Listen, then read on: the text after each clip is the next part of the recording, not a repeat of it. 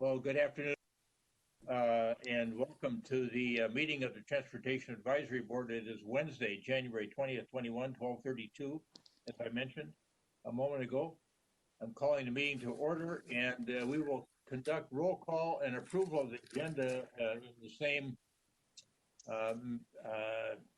action. So, Jenna, roll call, please, with accompanied by approval of the agenda. And Doug Anderson gets to lead out, I think. Anderson.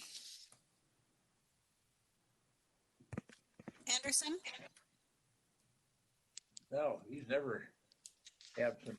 All right. Bailey. Bailey, Barber. we know is good. Yep, but Bailey's going to be running late. Barber. Here, and I. Barnes. Here, aye. Boyles. Crimmins. Here, and I. DeGan. Here, and I. Foster. Here, I. Fox. And I. Geisler. Here and I. Giuliani Stevens. Here, and I. Vittel. Here, and I. Heyman Roland. Hanson. Here, I. Holberg. Here, yes. Hollinshead. Here, and I. Karwoski. Here, and I. Keeley.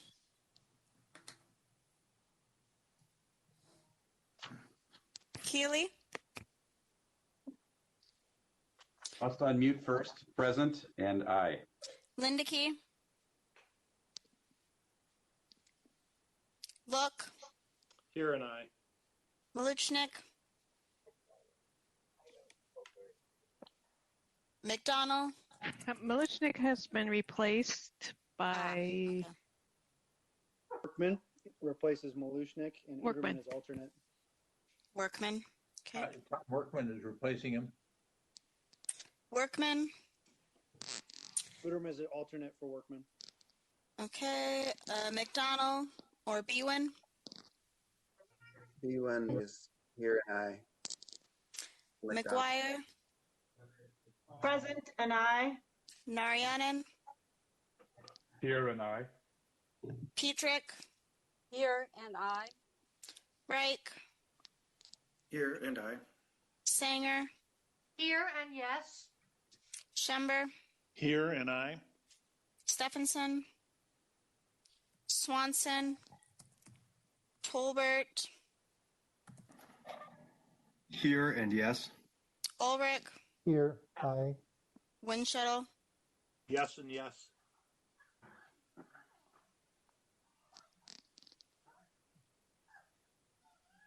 All right, thank you, everybody. So we've got the chair's report next, now that we have the agenda approved and roll call taken. A couple of things to report out on. First of all, we've got some CARES Act money coming to the region. For the metropolitan region, it's about $51 million, and I think we're going to see some recommendations on that over the next few months. But this will be some decision making that we have to do, and we just went through the regional solicitation, and I think we use some of that same sort of logic that we employed there to think about how to deploy this CARES Act money that will be coming to the region here over the next few months. So that's one issue. And then, of course, we've got some new members. Tom Workman from Carver County. And then I thought I heard Matt Uderman was on the line as his alternate. Matt, was that right? That's correct. All right, thanks for joining us. And you've got a familial connection here too, I understand. Yeah, proudly Mark Windshuttle, mayor of Chaska, is my father-in-law. Yeah, so that took some guts to tell everybody that. Thank you. Hurry. He's a good grandpa too. Yeah, I bet he is. All right, and then we've got Kevin Anderson as an alternate for Commissioner Gattell from Hennepin County. I don't know if Kevin joined us today or not. Commissioner Gattell, do you know? Not today, but I'm going to get him in here soon so you guys can get introduced to him. He's been pretty packed in his schedule trying to come up to speed. Oh, I actually made it today. But Oh, you did? Oh, okay. Oh, there you are. Hello. Hi. I'm so glad you were able to do that. You cleared your schedule then. This is a long meeting. Yes. Anderson, Okay. thank you for All joining us. Nice to have you here. And then Absolutely. Suburban Transit, Dan Keeley. Is Dan with us? I am. Dan, Good welcome. morning, Mayor. Good afternoon. Nice to have you with us after all these years of serving your city. You get to broaden out that experience and serve the region as well. So I'm going to go back. Thank you. Just Kevin or Matt Uterman, do you want to tell us a little bit about yourself and your role there at the county? Sure, yeah. Elected District 3, replacing Randy Malushnik in Carver County. You have two new commissioners in Carver County, myself and JP Fahey, who's replacing Jim Ishii after 24 years with the county. Candidly, I didn't even know what a county commissioner did 4 years ago, and now I do. And so I'm getting up to speed on the transportation. Tom Workman will be the main representative for TAB. And again, the Mayor Chaska is bringing me up to speed and others as well. Two kids, Brooklyn, she just started her first day of kindergarten yesterday, which is cheers from mom and dad. And we have a 1-year-old. And then Krista, lifelong resident of Chaska, she always said that she was never gonna live in Carver County, and we're raising our family here now. So excited to be part of this and learning a lot. All right. Thank you, Commissioner. And then Commissioner Anderson, why don't you tell us a little bit about your desires to run and the work you expect to be doing? Yeah, thank you. Elected this last year, replacing Jeff Johnson on the county board here in Hennepin County, running to try to increase and balance out some investments in our infrastructure in the western suburbs, making sure that we're staying connected and making good use of our dollars to promote our transportation infrastructure. So, Right. Thank you, Commissioner.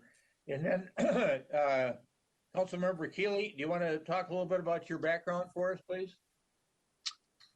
Well, I've been on the Burnsville City Council for 14 years. I'm in the middle of my 4th term.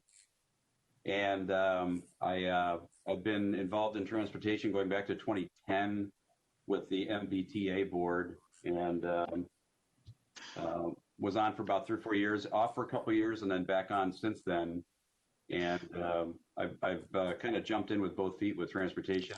I'm serving on the NLC, National League of Cities Transportation Infrastructure Services Committee, and a couple of subcommittees, emerging technology and the new drone unmanned committee that just formed in the last few weeks, actually. And I'm kind of all things transportation for the city of Burnsville. So I've been applying to get on TAB forever, it seems like, and with Metro Cities. And then recently the Suburban Transit Authority asked me if I would serve, and of course I was delighted to have the honor of doing so. And it goes based on a recommendation from someone I consider a friend and have a tremendous amount of respect for, Councilmember Hanson from Eagan, and I appreciate his support on that. So happy to be here. Happy to look at things from a regional perspective. I feel like I got a taste of that from looking at things from a national perspective with service on the NLC committees. So I'm just really honored to be here. This is a great group of people. I see a lot of familiar faces that I work with on other transportation types of committees, and look forward to learning each of these meetings as quickly as possible so I can, be a productive member. I am still envious of the background that the beach background that Matt has. This time of year, my wife and I usually try and escape somewhere south, and because of the travel restrictions and of course last year, for 2 years in a row, we're going to be staying home. So 2022 spring breaks are going to have to be at least 2 weeks long, I think. All right, thanks, Member Keeley. And then Member Keeley has a alternate, Kevin Burkhart from Prior Lake. I don't know if Councilmember Burkhart was able to join us or not. I don't see his video. Kevin, are you there? Maybe he was on by no video, but Okay. I don't see him. All right. And then for Blaine, Julie Jepson. Julie, are you with us? I am. Thanks for having me. Well, welcome, and tell us a little bit about your background. Yeah, so I am just starting my second term as Blaine City Council member. I moved to Blaine about 16 years ago. Like the gentleman from Carver County, I was adamantly opposed to ever moving to Minnesota, but life has a sense of humor, and here we are. I decided to run for city council because I felt like the incumbent who I ran against was not representing the direction in which Blaine needed to go, and I felt I could do a better job, so I ran, and I think I'm doing a pretty darn good job. And for TAB, I am taking over the esteemed position that Dick Swanson held for a number of years, and he decided to not run in 2020. So we have a new council member fitting his role, and the alternate for my position here on TAB will be Councilmember Jess Robertson, who I don't believe is on today, but she may be attending too. All right, good. Thank you, Member Jepson. Thanks for joining us. And then Mayor Janet Williams right in the middle of our screen, at least my screen. Mayor, nice to have you here with us in this capacity. We do a lot of work together, and it's nice to be here in this setting as well. Well, thank you. You want to talk? Yeah, and talk a little bit about your background, please. Okay. Well, I've been on the Savage City Council since '04 and the mayor since '08. Been involved in a number of things. You've probably all heard about Scale from Scott County. But as far as the Met Council, I was just completed, along with Mayor Hovland, the Blue Ribbon Task Force appointed by the governor.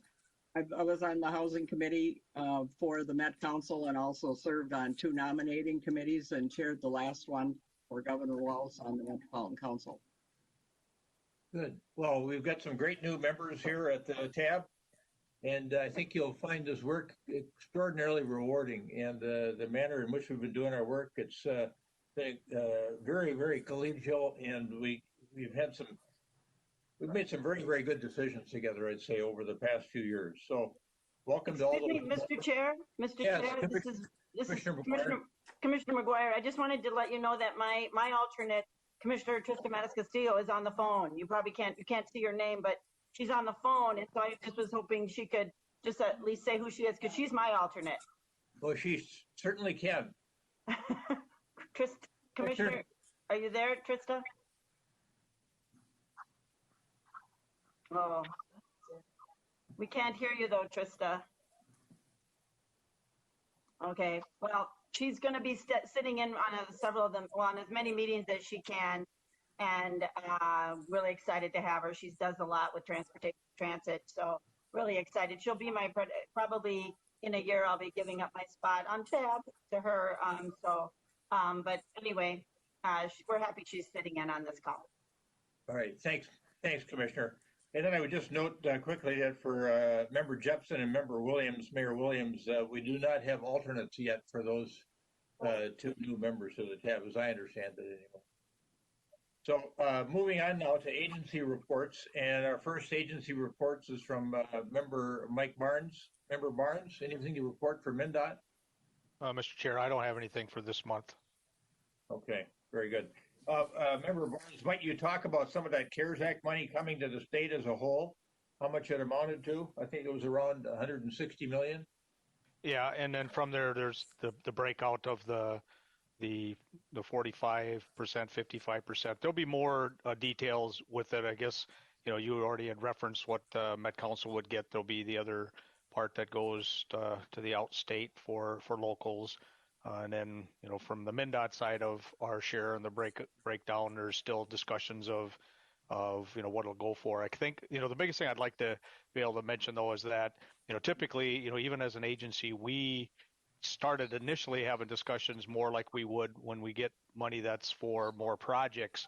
But since this funding is got more flexibility, the 4-year window, and plus can be used for operational needs, I think there'll be more people asking for, from either the local side of, the operational versus just the project. So I know internal in the MnDOT, we are looking at how it can help, fill some gap on the maintenance and operational side of it that we typically don't have the federal funds when they come in to do that. We're trying to find out kind of what are the the reporting requirements to do that. So there'll be more information coming up, but I guess as a group, I think there's the first thoughts again of, you just ended a solicitation, and it's kind of like, well, there may be opportunities to do more down the list. And again, the staff will come back with recommendations, but just let folks know that there is more flexibility, and hopefully it can be used for some of the operational things that typically don't get done with things that come in for projects. So that's all I have on that, Mr. Chair. Good thoughts. Thank you. And then on to the MPCA, Member Bwin. Thank you, Mr. Chair, members. Good afternoon. Todd Bwin, MPCA. Can you hear me okay? We can. Yep. Good audio. Yeah. Just a couple things. As we've completed another year of our work on the VW settlement, so this is with the Volkswagen settlement, where Minnesota got $43 million to implement programs to reduce emissions from vehicles, receiving the money from the Volkswagen Corporation for violations that they had with their air pollution control equipment on vehicles.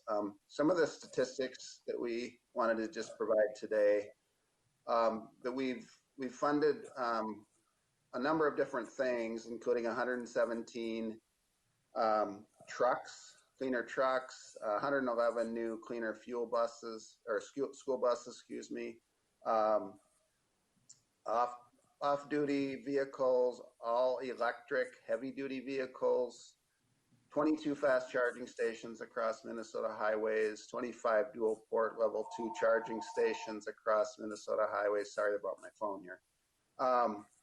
And a total of about $10 million so far. So we still have over $30 million to disperse in this program over the next few years. This has also resulted in about 175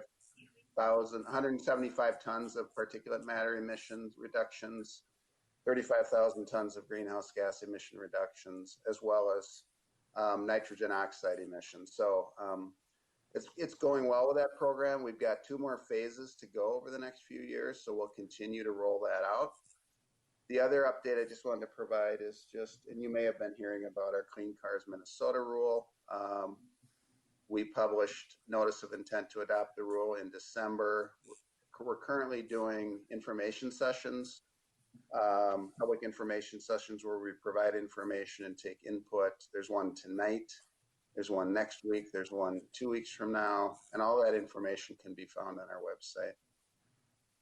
And I think that's it. The comment period for that rule closes on March 15th. What was the number again, Member Bwin, on the, not the particulate reductions, but the greenhouse gas reduction number? 35,000 tons of greenhouse gas is reduced with the cleaner vehicles that have been purchased. Oh, okay, good. Does anyone, any other members have a question for Member Bwin regarding his report? Okay, all right, very good. We'll move on then to our MAC representative, Carl Crimmins. Member Crimmins. Thank you, Mr. Chair.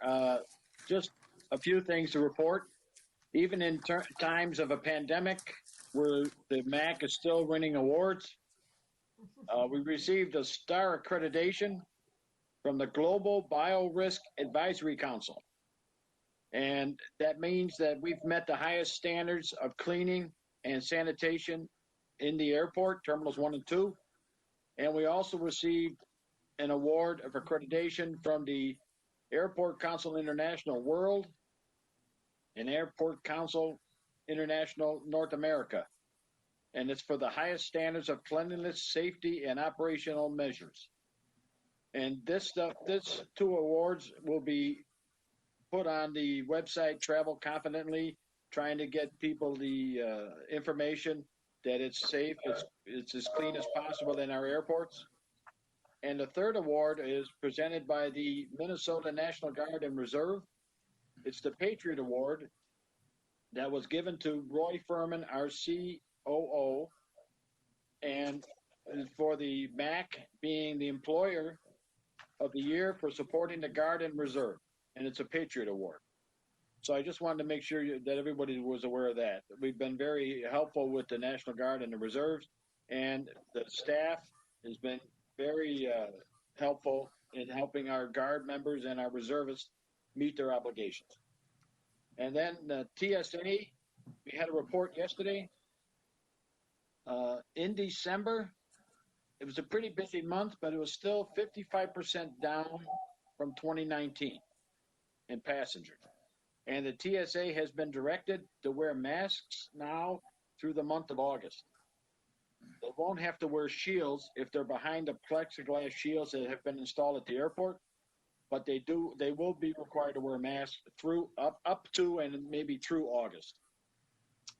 And one of the other things, November, where the latest numbers are available, our passengers travel has been down. It's down 66% from 2019. So things are improving. It was 87 and 90% in early April, and we've moved it to 66% below 2019 numbers.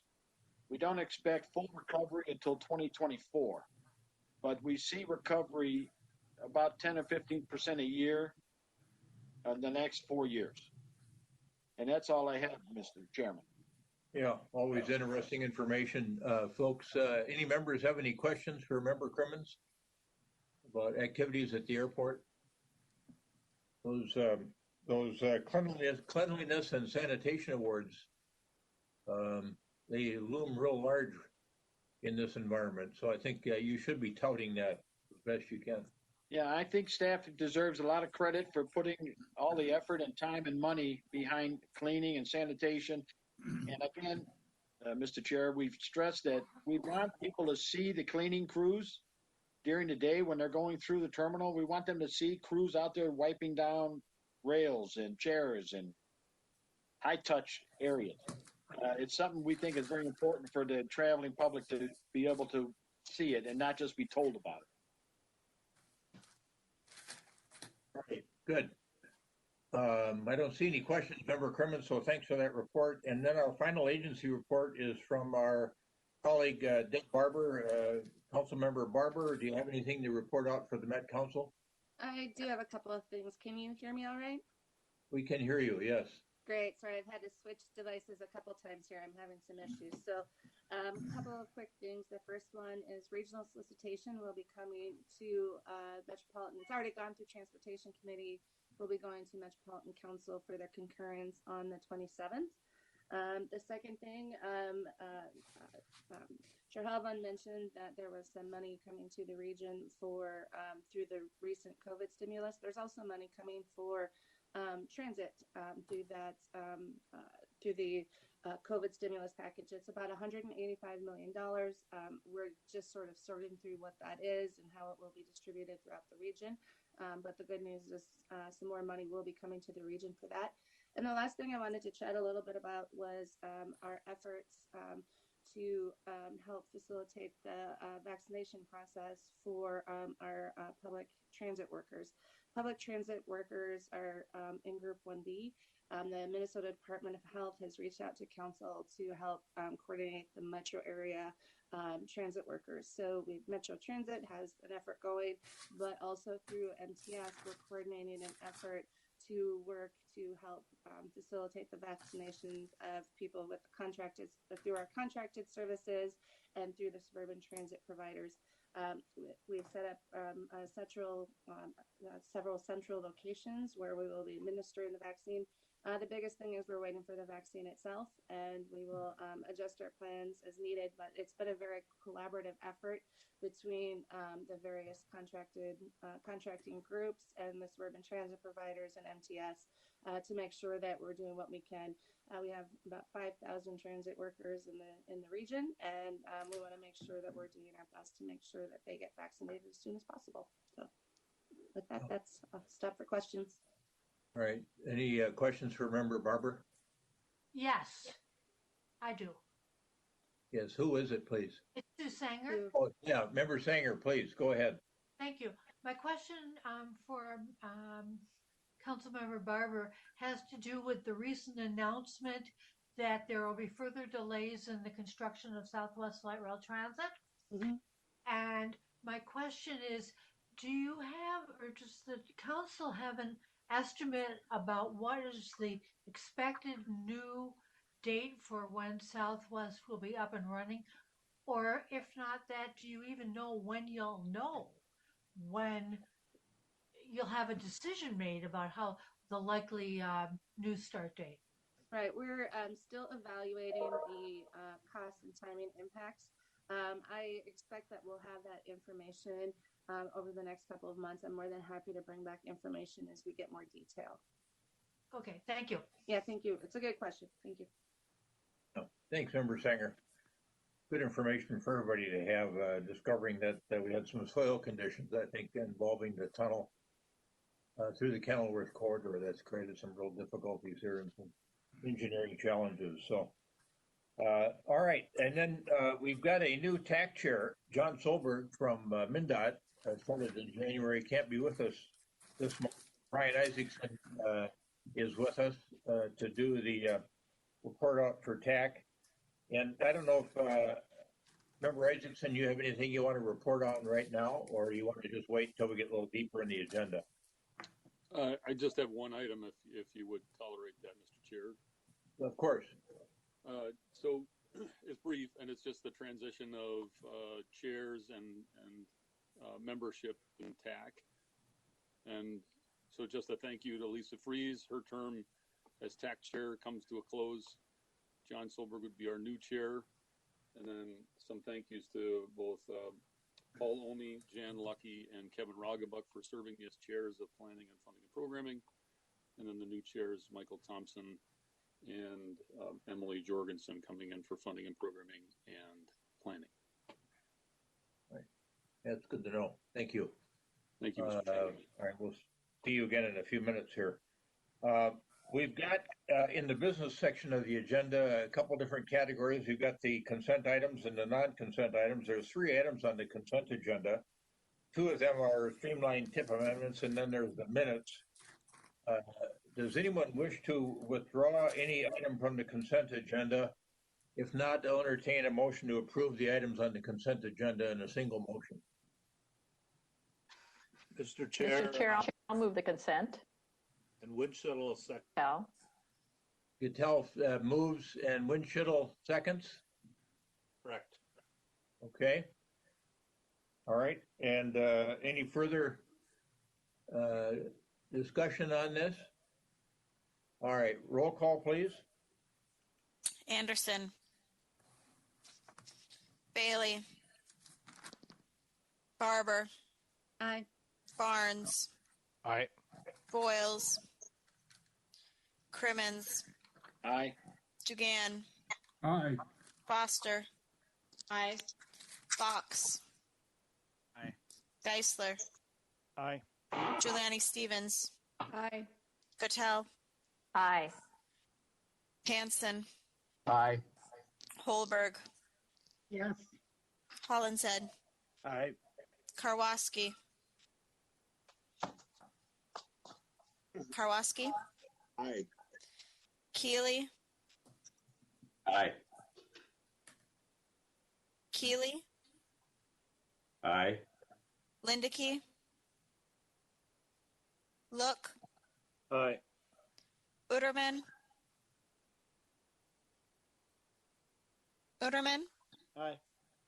Bewen. Aye. McGuire. McGuire. Narayanan. Aye. Petrick. Aye. Reich. Aye. Sanger. Aye. Schember. Aye. Stephenson. Jepson. Aye. Tolbert. Yes. Ulrich. Aye. Windshuttle. Aye. Williams. Aye. And McGuire is an aye. Sorry, McGuire. Thank you. Thank you. And also Workman. To Mr. Chair, just a note, Commissioner Workman, Member Workman now has joined us, so I don't know if you want to talk to him or. Okay. Thank you for that. Thank you. Yeah, we'll get to Member Commissioner Workman in a moment. All right, the motion carries. The items on the consent agenda are approved. And then before we go to the singular non-consent item that we have, the only action item, we'll welcome Commissioner Workman, who has been on tab before, I think, as I recall, and welcome him back and let him make a few introductory comments. Commissioner Workman. Well, Mr. Mayor, good to see you there. I'm having a bad hair day, so I'm going to keep the video off. It was a travel day for me and my wife. 100 years ago, I was on the Chanhassen City Council, and then 10 years on in the Minnesota House. Final 4 years with Governor Ventura and the chairman of the House Transportation Policy Committee, and I've been a county commissioner since '03. And I'd be more than happy to have Commissioner Uterman continue to vote for me at this meeting. We'll let the two of you work that out, but thanks for joining us. As long as we don't get 2 votes out of your county, we're good. Our plan is foiled, Tom. All right, thanks, Commissioner Workman, for giving us some of that background. It's you've had a really strong, interesting public service career, so thanks for joining us. The only other item we have on the agenda before we get to the information section is the selection of the TAB Exec Committee. And I just shot a note up to Elaine. We had really terrific, I think, a terrific sense of volunteerism, people stepping up to serve in these different categories that are defined for us by statute. And the only thing I have on my calendar or on the list here is I needed to find out, I don't remember seeing it, we have 2 members from cities that would serve, and we had 3 people that were interested. It was Mayor Winchell, Mayor Stephenson, and Council Member Hanson. I was wondering if the 3 of you were able to get that resolved as to internally who would serve and who would pass at this particular moment in time. Would you hold on, Mike? I believe Mr. Hanson said that he would pass to the 2 mayors, myself, Mark and Mark, but I see Mr. Hanson's on there. Mr. Chair? Yes. Yeah, I can confirm that that we've worked that out, and I will defer to the mayor's Mark. Yeah, very generous of you, Councilmember Hanson. Thank you for doing that. And that takes us then to a complete slate. As you recall, well, the chair, I get appointed by the chair of the council, as I recall, and then there are some agency appointments. Mike Barnes from MnDOT, the Met Council, those are mandatory. Then the bylaws require 2 members representing the county board, 1 member representing the board members from cities of the first class, 2 members representing the board from the remaining cities involved in the TAB, 1 member representing the citizen board members, and 1 member representing the modal and remaining agency board members.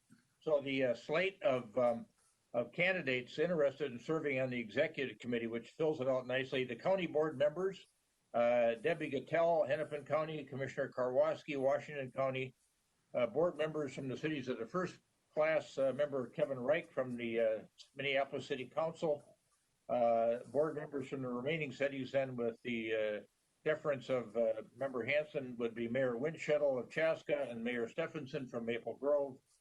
And then the member representing the citizen board members would be Christopher Geisler from TAB District E, and he and member Dugan visited, and member Dugan graciously determined that he would step aside so that member Geisler could serve as the citizen member. And then the member representing the modal and remaining agency board members will be Matt Hollinshead, who is the transit representative. So that is the proposed slate for the TAB Executive Committee. Is there someone that cares to move that slate? Move approval. I think that was member Sanger. It sounded like member Sanger. Was that member Sanger? Yes. Fox will second. Thank you. Get a motion and a second. Any further discussion? Roll call, please. Henderson. Bailey. Barber. Aye. Barnes. Aye. Boyles. Crimmins. Aye. Dugan. Aye. Foster, Aye. Fox, Geisler, Aye. Giuliani Stevens, Aye. Cattell, Aye. Hanson, Aye. Holberg, Yes. Hollinshead, Aye. Karwoski, Aye. Keeley, Aye. Lindeke, Look, Look, Aye. Uterman, Aye. Buin, Aye. Buin, Aye. Aye for McGuire, Buin. Aye. Narayanan, Aye. Petrick, Aye. Reich, Aye. Sanger, Aye. Schumber, Aye. Stephenson, Aye. Jepson, Aye. Tolbert, Yes. Ulrich, Aye. Windshuttle, Aye.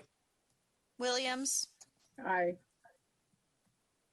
Thank you, Ms. Ernst. Action transmittal 2021-01 is approved as to the slate named.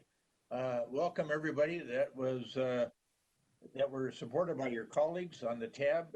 Welcome to the exec committee meeting. And Elaine, is the next meeting of the exec committee on the 17th of March? It would be February. Oh, excuse So- me, February. Yeah, I got a month ahead of myself there. What's the date in February? We have the next exec meeting. 17th. Oh, okay. All right, thank you. All right, well, Mr. and Chair. Elaine will go and send you the, we'll send the WebEx invitation for that. Mr. Elaine, Chair, anything Mr. Chair, I have a question. This is Yes, Commissioner Commissioner McGuire. McGuire. Thank you, Mr. Chair. I suppose I should be putting my hand up in the chat room. I'm sorry, I'm just calling out here.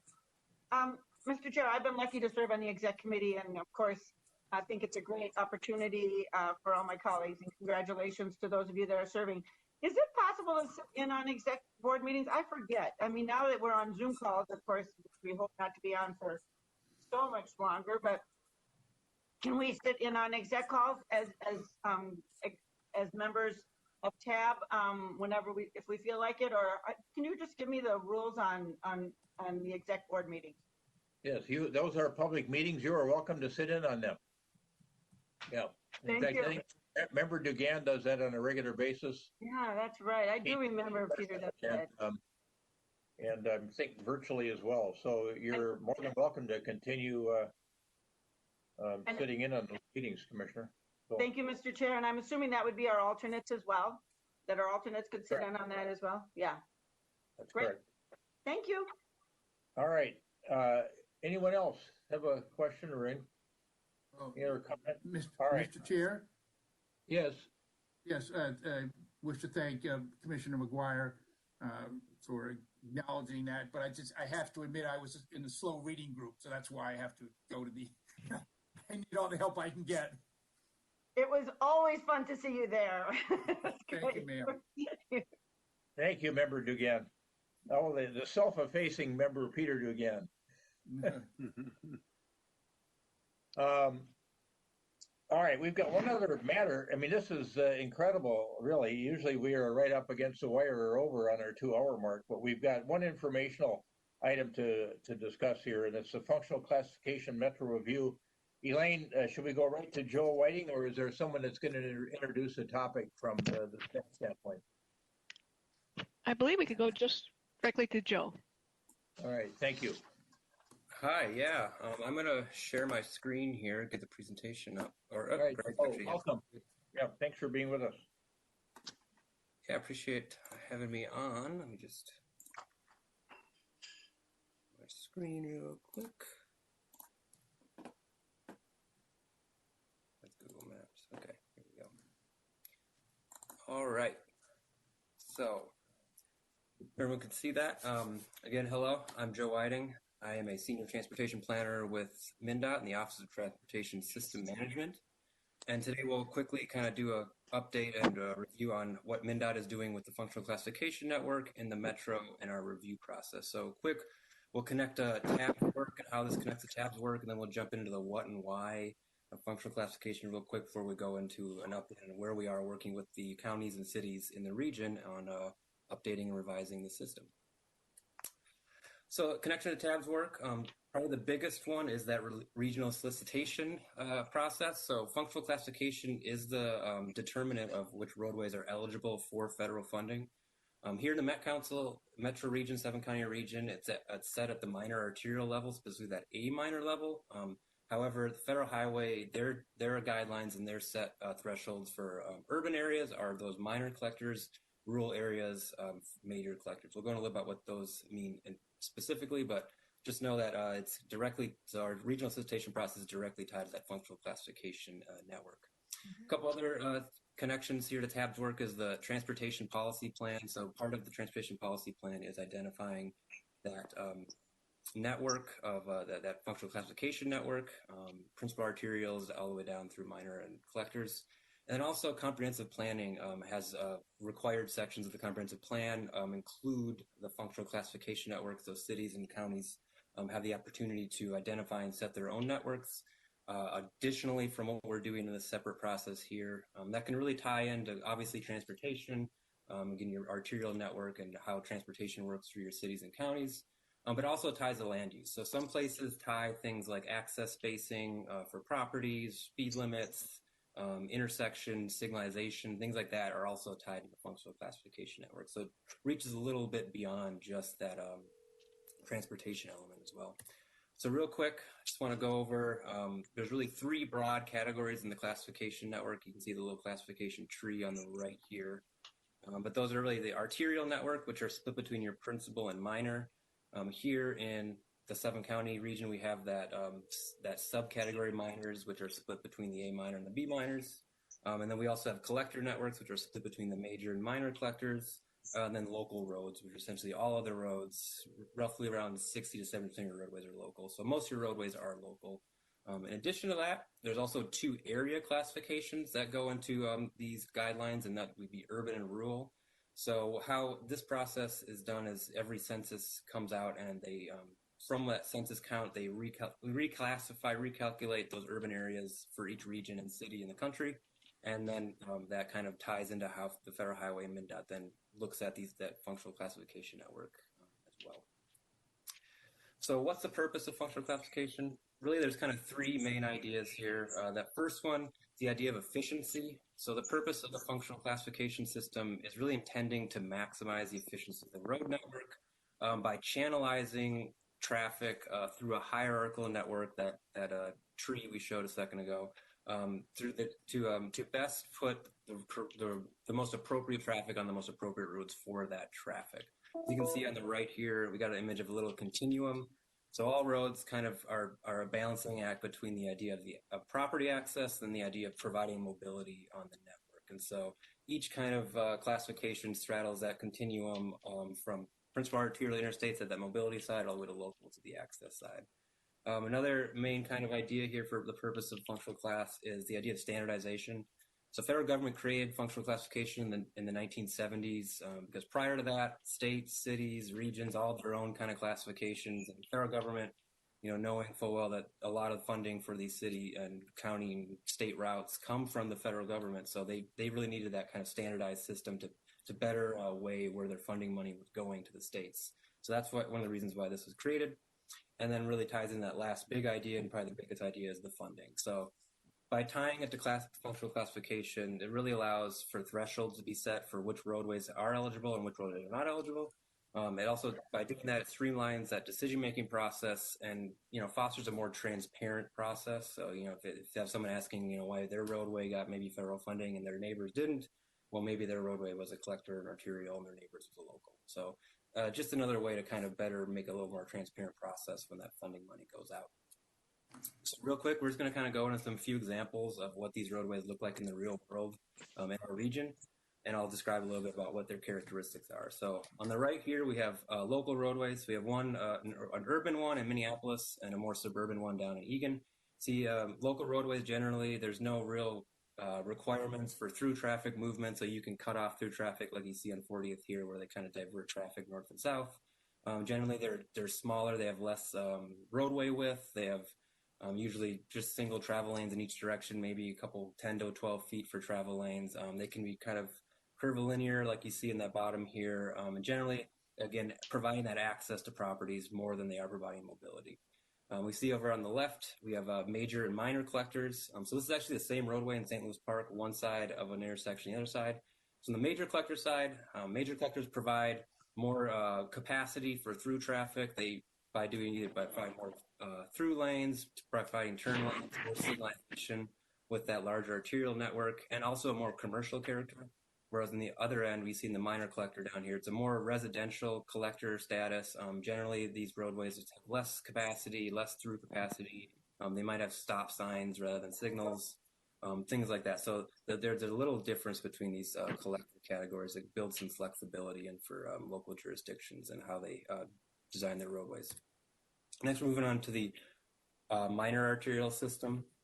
And so the minor arterial system is probably the most flexible system in the region. As you can see here, there's 4 different examples of very, very different roadways, but they're all classified as that same minor arterial. So we have Lyndale in the top left here. So again, we're looking, those minor arterial systems are kind of looking to balance the access and the mobility. So Lyndale has more capacity for through traffic, has turn lanes, dedicated turn lanes, signalized intersections, generally, and takes precedence over those collectors and locals that it intersects with.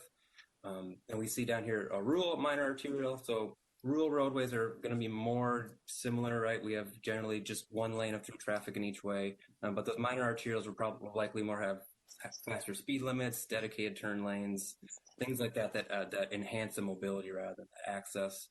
And then our suburban areas generally have pretty wide thoroughfares for their minor arterials. You can see anywhere from 2, 3, 4 through lanes in one direction, dedicated turn lanes. Things like that, but they also still provide some of that access to properties. You'll still get driveways. You'll still see pretty frequent intersections, signalized or not. And so they're getting kind of straddling that access and mobility. Then we jump over to our principal system, which is now firmly in that mobility category. Obviously, interstates are going to be your highest mobility. They're stretching across the country. They're identified by the federal government, and they're maintained for that purpose. Freeways, expressways are going to be similar to your interstates, right? Grade separated. There's no intersections. However, capacity is generally lower, 2 to 3 lanes in one direction usually in our region, whereas those interstates are going to be your higher capacity roadways. And then finally, our principal arterial other categories. So those are going to be your principal arterials that are providing that mobility, but still do provide some property access. They're not completely grade separated. So in the top, we have Apple Valley with Cedar Avenue and Apple Valley. So again, you're maximizing that mobility with your through movements and your turn lanes and limiting intersections, but you still do provide some access with those intersections and occasionally some driveways. Similar situation here on Shepherd Road in St. Paul. Again, you're maximizing mobility while still providing some access and that continuum. So how is functional classification determined? So going back to what we just looked at, those roadways really serve 2 primary functions, right? They had access to property and travel mobility. But all roadways do perform these functions to varying degrees. I have an image of 394 in West End right here.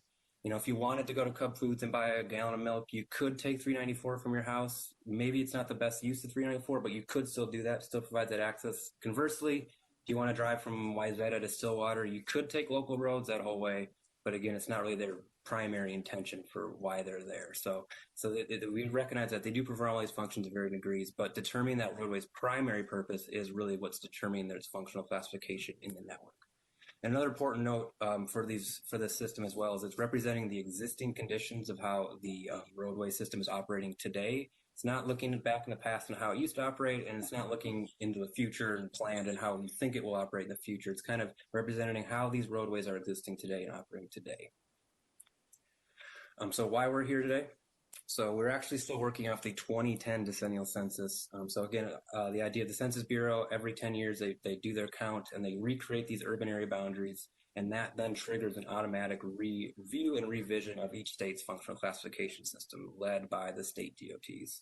Additionally, FHWA updated their functional classification guidelines in 2013, which is the first update since 1989. So a pretty big update. And so with this update, a lot of new things were added, a lot of new considerations were added to the systems. And so this review process is kind of taking those updated guidelines and building upon them. MnDOT has already completed Greater Minnesota's review and update in 2015. The intention at that time was to immediately move on to the metro area following Greater Minnesota. It hit some roadblocks in the past, and so we've kind of been delayed up till now, but we are now in the thick of it and really moving forward and getting this done and getting ready to get this finished in the next couple of months here. A little note here. So this is the full state system mileage here. And so part of the Federal Highway Guidelines is they want to see certain percentages of each classification within that full network. They give you ranges. So you see here, those federal guidelines for urban areas are different than those rural areas because urban areas are serving a different purpose. But as you can see here, we're mostly within those percentage guidelines. Our principal arterial other mileage is on the low end, and same with those minor collectors. And so, give us an idea of where we should be aiming when we're doing some of this review. Update on the review process, though. So as you can see here, lots of words, lots of names for counties and cities. So we've really been trying to meet with every county one by one, working through those counties, working through with the cities directly, one-on-one meetings, larger format meetings, to really build a system that works both, following those federal guidelines, but also works for those local governments as well. And so, as you can see through here, there's been multiple meetings in each county. We still have a couple counties left to go, but for the most part, we've been able to meet with each city and each county, and if they have to get what they really are looking for. So this review process really looks like we would reach out and work with the county directly on those county roads, then move on and working with the cities on those municipal roads as well. So this consisted of MnDOT staff creating review maps, rationale sheets, and recommendation maps for each city to kind of give them something to look at, review, bounce some ideas off and work with us and discuss with us how they actually want to see that final system put together. So with that, not all the roads that MnDOT marked with the review process were ultimately changed. So if a county or local agency had an issue or more information about why a roadway was classified the way it is, generally, we are deferring to those local experts because they know more than me as I'm looking from my computer at home. But unless something was very far out of those guidelines, we generally were deferring to those local experts. And so far, most of the recommended revisions that we've been working with these counties and cities have ultimately been made. We have no outstanding disagreements at all at this point as well, which is a good thing as well. And additionally, some cities have offered additional roadways to classify through this review process. And so really helping build a better, more complete system by working one-on-one with these cities. Just a little update on this progress. So Anoka County was kind of our pilot county. We were all finished with them. We did that in about late summer last year. We moved down to Carver and Scott following that. Those are substantially done. There's just a few loose ends to tie up with those two counties, but those three counties are substantially done with their revisions. We're now working directly with Ramsey and Hennepin County. We've met with both of their county staffs on county roads. We've met with Ramsey County cities, including St. Paul, last week and the week before. And this next couple of weeks, we will be meeting with Hennepin County cities to work with Hennepin County cities directly. And then following that, we will finish up the review by working with Dakota and Washington counties in February. And then once we get all that together, we can package it up for final review. Just a few takeaways real quick here that we've seen so far from our review. One of the big ones here is Metro is very low in that principal arterial other mileage. So federal highway guidelines are about 4 to 9% of the system. When in actuality in the metro area, we're sitting at about 1.7% of our system is that principal arterial other mileage. Have heard from local partners that this could be a factor that's really influencing higher levels of minor arterials. So we have been seeing higher levels of minor arterials in the metro as well. And some of those local partners said this could be one of these factors why we are seeing that. Another note here, takeaway is a majority of these minor arterials that we've highlighted for review or to be revised down to a collector or local, even in some cases, are really in that B minor other category rather than those A minor categories, which are kind of they're up for regional solicitation. So you can see the overall change from a minor arterial network so far is about 7.5%. We've gone down. That A minor network, only about 2% has been reduced, whereas the B minor network, we've reduced it about 27%. So a lot of these roadways that aren't necessarily functioning as arterials in our network are really landing on that B minor other category.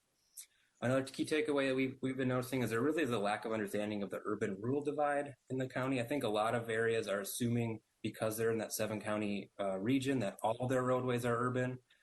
Whereas, in places like Carver, Scott, Dakota, Washington, even Hennepin and Anoka have some rural areas in their counties, which requires a different look at some of these roadways. And so we have been seeing a lack of understanding of that existence in their areas. And also an issue with the existing plan dichotomy, especially some of these growing suburban areas. They are more, they're eager to get their collector network and their arterial network built out before these roadways in these neighborhoods are actually really finished. And we really shouldn't be doing that. We should be reflecting those existing conditions and not those planned future conditions. Finally, we have seen a wide variance from city to city. So the idea before this Metro review with MnDOT started was to have all the cities build their minor collector networks, which were new from 2013, through the comp plan process. And as someone who was working for a city and working on a comp plan in that period of time, I know from experience that it didn't go quite to plan. A lot of cities didn't actually build out those networks, and we had about 50-50. And so this is something that we just noticed throughout this process. So these are some of these key takeaways so far. So really these next steps in the process are to finish that local partner review. Hopefully throughout February, we'll be finishing that with Dakota and Washington County. Tentatively, we had scheduled a steering committee meeting to kind of review the whole system and give it's ready to move on to submittal, but that'll probably move back to March for that review. And then finally, we'll be submitting the updated system to Federal Highway, likely late March, early April of this year. And then we'll also be coming back through the Met Council process again for a formal review of this updated revised system. And we will be coming back to TAB for that review and to move for a recommendation of approval to the MnDOT commissioner. And then also we have been hearing some from Met Council that there will be some follow-up studies in 2021 on this study we're doing right now to implement some of the findings that we are finding through this review process. And with that, I would open it up to any questions, if anyone has any questions. All right. Yeah, let's go to questions. I'm sure there's some out there, Joe. Thank you, Mr. Whiting, for making that presentation. Questions for Mr. Whiting? Maybe you'll want to pull your screen down too, Joe, so we can. Mr. Chair, Commissioner Guttel. Yes, Commissioner Guttel, thank you. Thank you. This was really great. First of all, I want to thank you for all the work in here, and I'm glad to hear that we're going to have some Met Council follow-up on this, because of course, one of the concerns I would think about is just all that's going on with the pandemic. I think some areas are seeing a little more traffic come back and others are not. And is the follow-up going to address some of these things? Because there may be some significant changes if the economy really starts to open back up. And I think that could be quite impactful to the work that you're doing right now. Yeah, very true. That's very true. So I will say on this, we are, when we're reviewing these roadways today, we only have the volumes that we have from, they're usually taken 2018 to 2016. And so our review is kind of on that note. But one of the good things about being so late in our review process for the 2010 census is since the 2020 census is done, and the Census Bureau will be recreating these boundaries over the next year or two for urban areas, that will trigger another review similar to one we've done here. And that'll probably likely happen in 2023, I would say, in that range. And so pretty quick turnaround for doing this review again. And so once we do that review again in 2 years or so, we will be able to really see those more permanent effects of the pandemic and traffic movements and volumes and hopefully to right size the system. But definitely the intention at the beginning of this was to right size some of that arterial system. And I think through that review process, we have seen quite a few roadways that were designated as arterials and maybe treated as arterials that weren't necessarily operating as arterials. And I think it's good to kind of pare some of that down because that has implications for property owners and has implications for the network as a whole. And so this is kind of a constantly evolving process, and we will be back again in a couple of years to do this again. And hopefully by then we'll see those more permanent changes. Okay, thank you.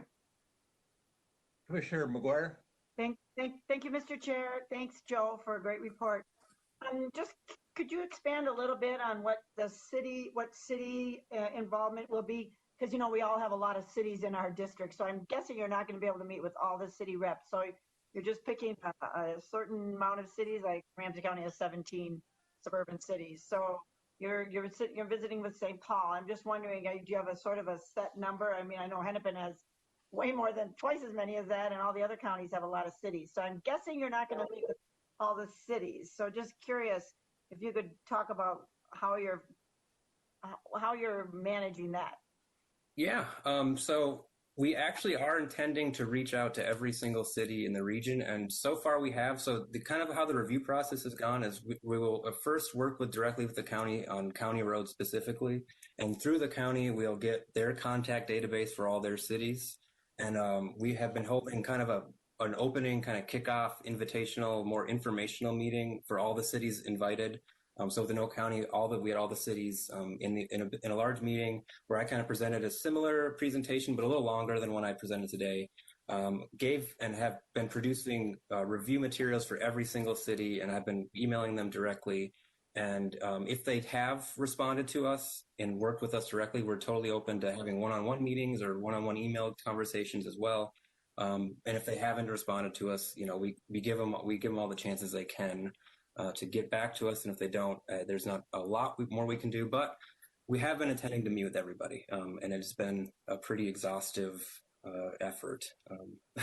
Lots of maps, lots of emails, lots of conversations, a lot of different people. Well, thank you for that. I appreciate that kind of outreach. I hope you hope you're able to do that as many cities. Thank you for that.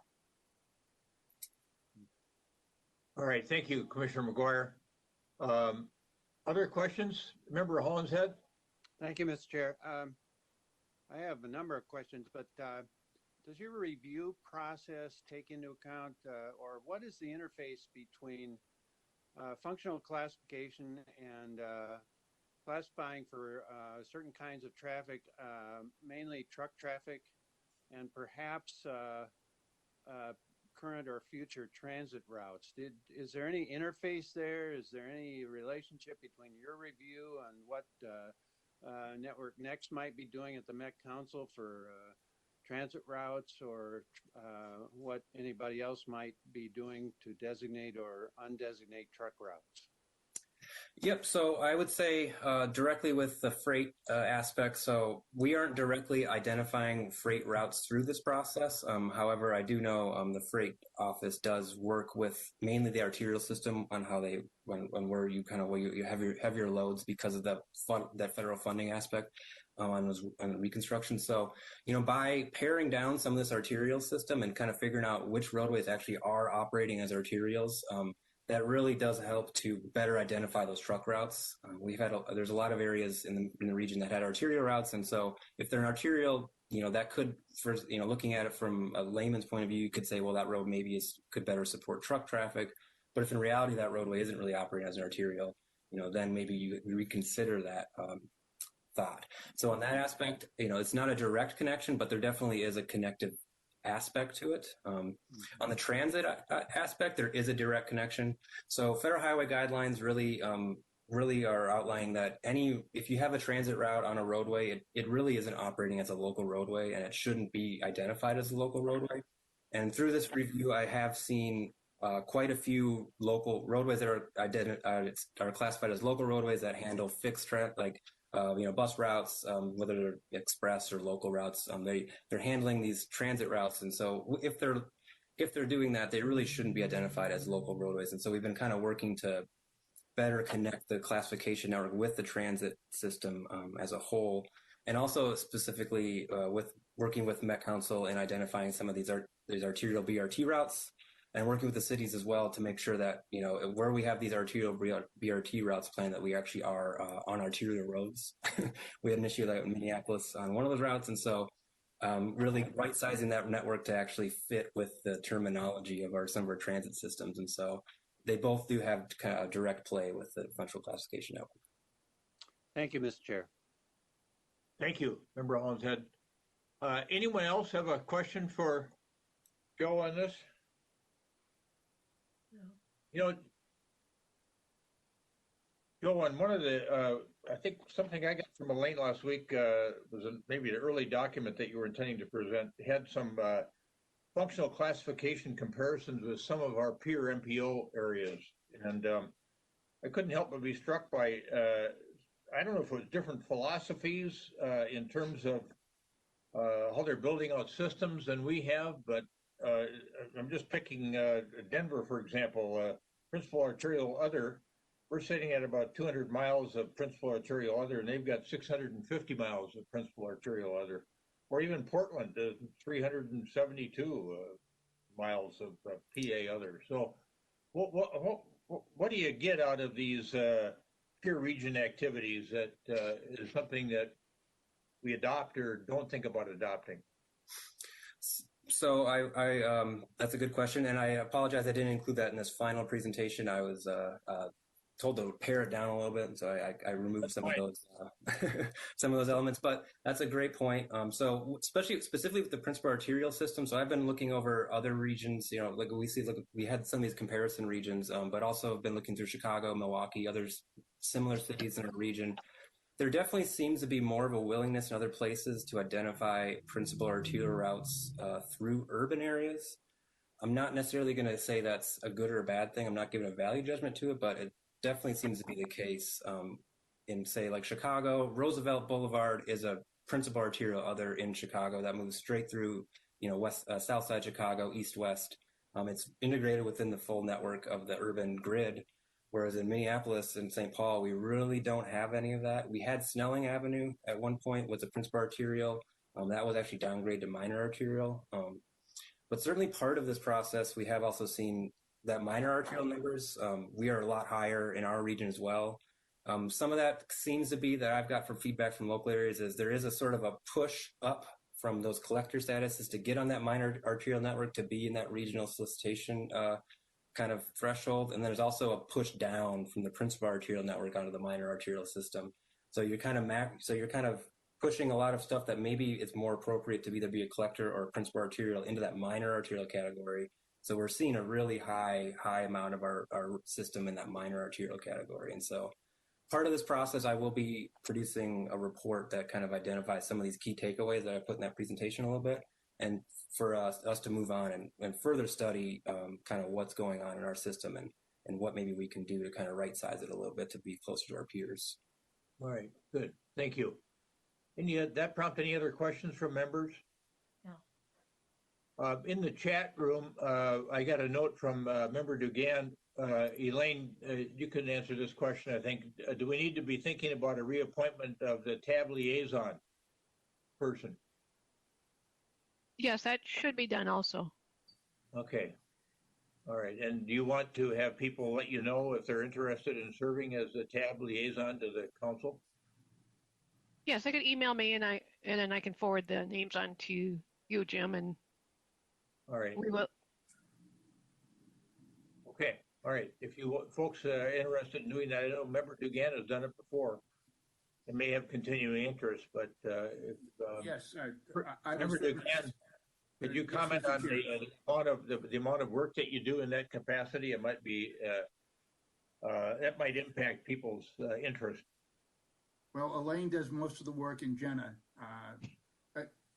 You know, I will certainly volunteer to do it again. I think this would be my third or fourth year.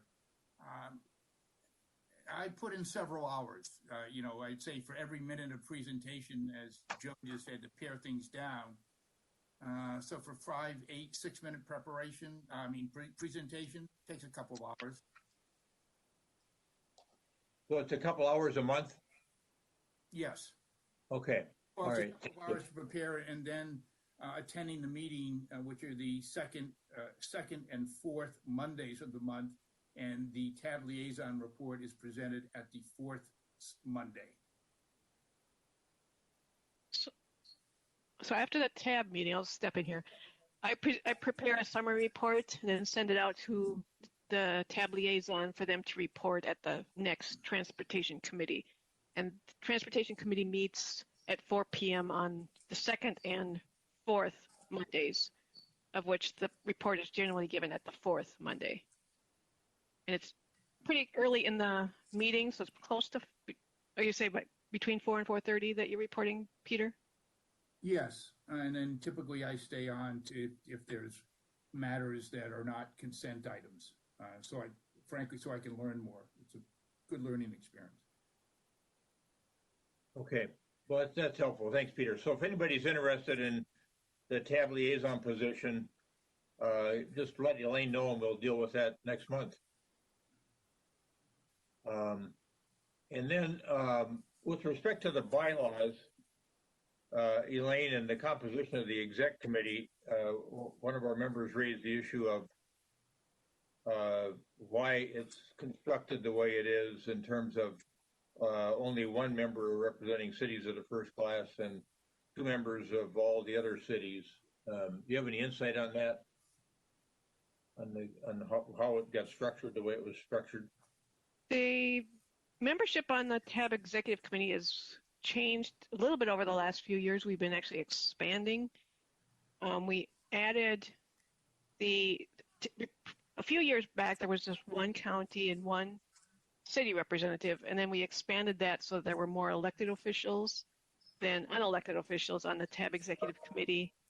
And then we added, prior to that, there was also 1 representative for the modal and the citizens, or the agencies and the citizens. We just added another one to split those out. So slowly the TAB Executive Committee is starting to get larger, more because there's been more interest of those serving on the Executive Committee.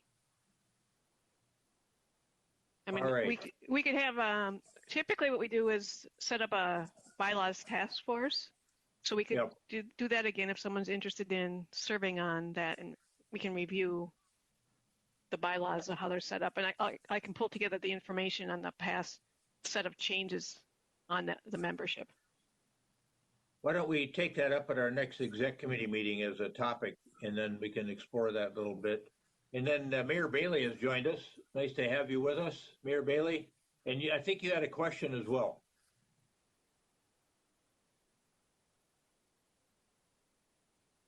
Still on mute. No, I didn't have a question. I was just waving, thanking you for acknowledging me. Oh, okay. I just jumped on. Thank you. All right. Yeah. Well, good to have you here. Even at you would normally have been involved in this for another 45 or 50 minutes, but here we are at the end of the work period. All those meetings we had that were so lengthy involving the regional solicitation. I guess Elaine is giving us a little bit of a break here at the start of the year. So does anybody have anything else, any items for TAB members that they wish to address with the full TAB? I can tell you that we've got some things coming up they're going to be working on from a technical standpoint. I think the TAC and then funding and programming, and Brian Isaacson might want to comment on this as well, but when we do the regional solicitation, there's some assumptions that are made. They're kind of baked into the process. And I think one of the things we want to be looking at in conjunction with the next solicitation, which we'll start working on in the not too distant future, is what are the assumptions that were made in the past? And do we continue to want to make those same assumptions, or do we want to revisit some of them? So that'll be an issue coming. We'll get greater, I think, clarity around that issue from the technical people. And then we're going to have to make a policy decision here sometime in the next few months. Elaine, you tell me if I'm off base here, but in visiting with John Solberg, the new TAC chair, he tells me that the Quarters of Commerce project up on Highway 52, 252, excuse me, it was a Quarter of Commerce project. They got pushed forward from 21 to 23, and now they're going to come back and ask for an extension out to 23 to 26. So we're going to have a policy discussion around whether or not we can extend the sunset date. You know, we've had a policy of extending it once, but extending it twice, and maybe there's some distinctions that can be made relative to a Quarter of Commerce project, which is money that comes through the legislature, and MnDOT's working on the project, but it's up in Brooklyn Park, Brooklyn Center. And so we're going to have to take a look at that at some point in the future. And then also the idea of if we did approve that extension on that sunset date, what would be the projects that could move forward if the Highway 252 Quarters of Commerce project gets pushed back into that 2023 to 2026 cycle. So that can kind of linger in the back of all your minds too. And we'll get information from Elaine and the technical people on what the possibilities are there as well. Because I think we have an overprogrammed. Elaine wants to comment on this. Yeah, I can actually give you an update of where that is. It is starting to go through the committees. It'll be at Funding and Programming Committee tomorrow, so it will come to tab next month. In addition to those projects that had shifted in the past because the MnDOT project moved, we also have 2 projects coming through asking for the same type of extension or shift for program year that were tied to the Blue Line extension that is now being delayed. So the technical committees will be looking at how these should be addressed and whether they fit with the policy because they're not being delayed because of their own project issues versus they're tied to projects of other agencies. And so that would be something going forward where TAB could decide whether to change the program year extension policy. If they're tied to other projects, do they give a different consideration? All right, good. Thanks, Elaine. Did that prompt any inquiries from people? Member Collins had? Actually, not on that specific, but I got another question. So, all right, go ahead. Something that's beginning to come over the horizon in a lot of people I talk to in areas is the Rethinking I-94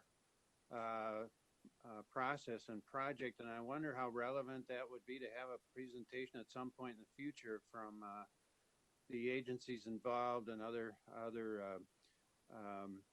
stakeholders, even maybe, because it's very complicated and there's a lot of opportunity there, and the schedule is a number of years out, and so it's going to be big. And so I just wonder about that. I don't know who this question should be directed to, maybe to Member Barnes. I don't know. Well, I think why don't we take that up at the exec committee meeting in February? Yeah, that's good. That's fine. As we look at future programs, I think that'll be a good place to start it, and then we can get input from Member Barnes there. And then, if I may, one more question. Sure. I think Go ahead. Elaine partially answered this, but you were on, Mr. Chair, you were on the Blue Ribbon Commission, and I hope and think that it might be productive, depending upon what other members think, to have a presentation on the report and Q&A session on the Blue Ribbon Committee. We could certainly do that as well. Mayor Williams and I would be pleased to do that, and we can certainly think about that. And I've got another one. I'm working on a project. If you all want to take a look at, I think it's hyperlooptt.com. Take a look at Hyperloop. We've got a group of us working on trying to put together funding to do a pilot program for Hyperloop in conjunction with the work that Mark Ritchie's doing on the World Expo to bring it here to Minnesota in 2027. Hyperloop is a magnetic lev train that runs underground, just like a bank tube. It would be 20, 30 feet underground. The notion would be that if we could put a pilot project together and fund it to go from Rochester to Minneapolis, or from, let's say, the Mall of America to the airport in Rochester. Airport in Rochester could essentially become Terminal 3 of the airport in Minneapolis. The transportation time based on the speeds of the Hyperloop would be 15 minutes. Wow. Travels at 700 plus miles an hour. And so if you get on that Hyperloop TT website, you'll see their test facility in France. And they're doing one in Abu Dhabi right now, a pilot project. So that's something that we're thinking about too, is what's the future of transportation technology? Not much has really changed in the last 100 years, and this would be quite a dramatic change for both people and frankly, high-valued goods could move that way too. Think of the medical device business and other things that have organs, things that have to be somewhere in a hurry that have high value. So I'm going to try to get a presentation put together on that as well from the Hyperloop people. I think people would find that interesting. And then with changes, yes, go ahead. Mr. Chair, Mary Stevens here. I just back to the quarters of comments.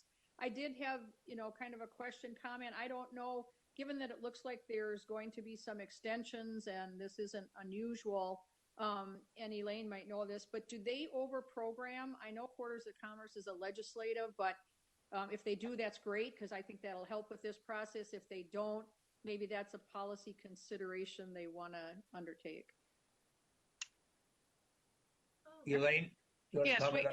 yes, when TAB selects the regional solicitation projects, you do select extra projects, so it is over-programmed. And we've looked at if these projects do all shift forward, we have about 8.5 million in 2023, 7 million in 2022. And what we are looking at, I'm going through the list of our currently, or just past last month, solicitation projects. When applicants applied, they requested program years 2024, 2025, but they also indicated whether they could go early. So I am contacting the applicants who said they could go early to verify that they could. So far I've got a couple yeses. So we will move those projects in the tip into an earlier year. So we do have projects.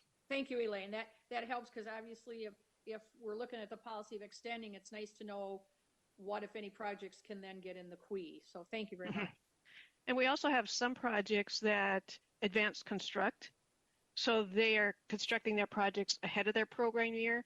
And if there's funding available, they can be paid back earlier. So if they built in 2023 and their project was scheduled for 2024, they can get paid in 2023.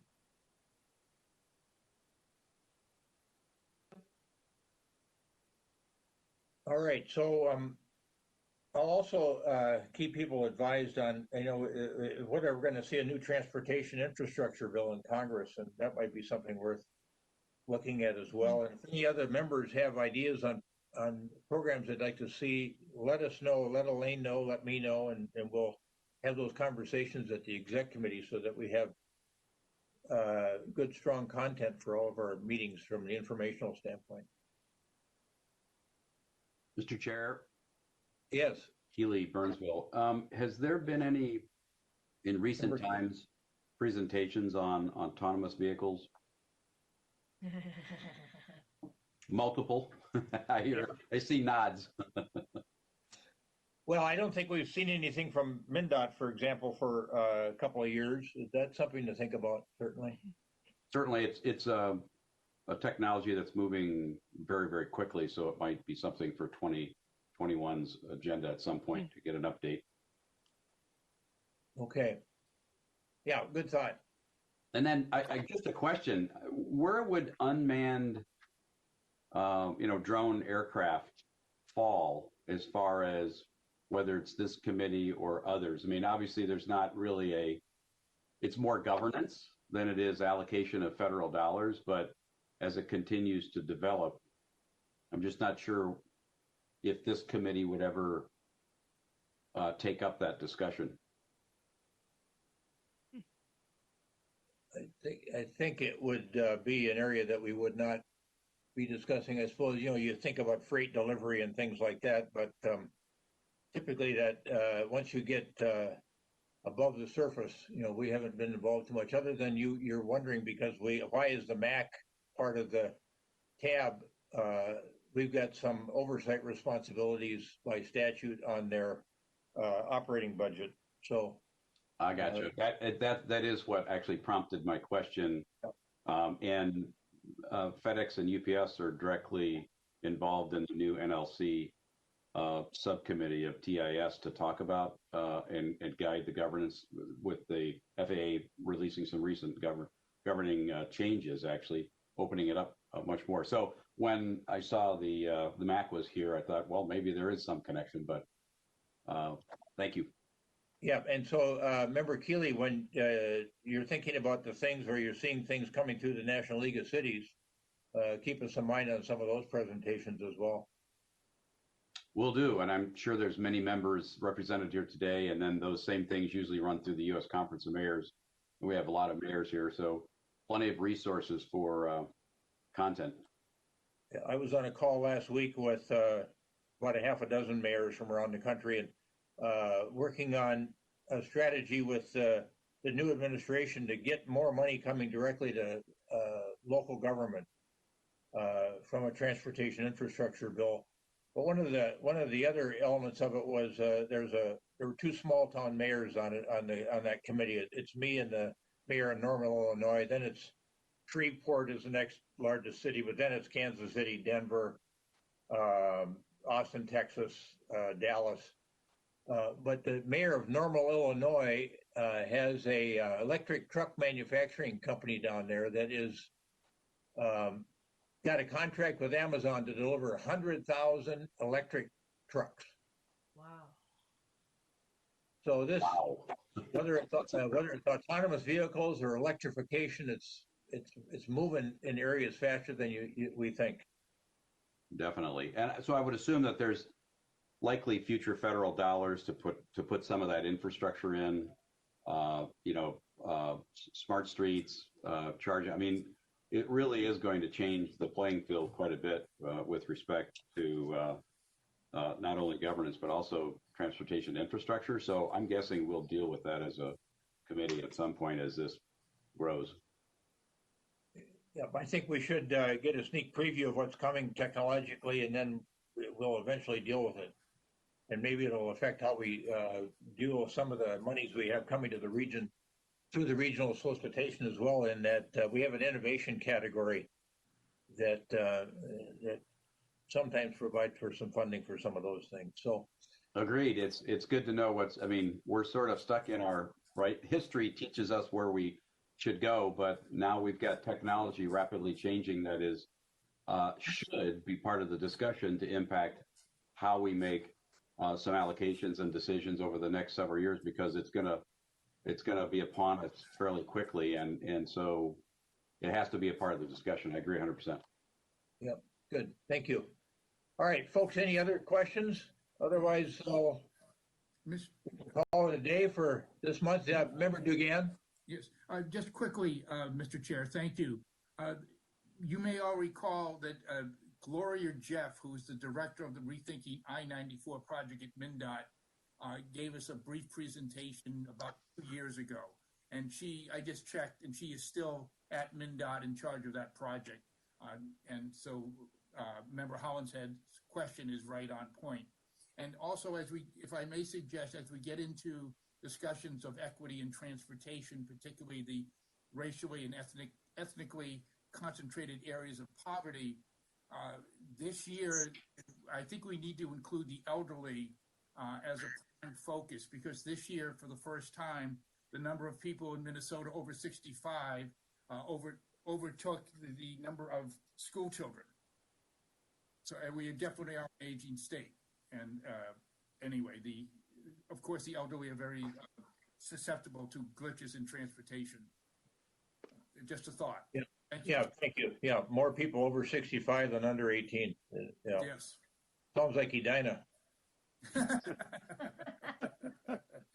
Okay, we'll strike that from the record. All right, folks. Well, a compact meeting, but productive as usual. And we'll look forward to seeing you all next month. And good to see you all. Happy New Year to everybody.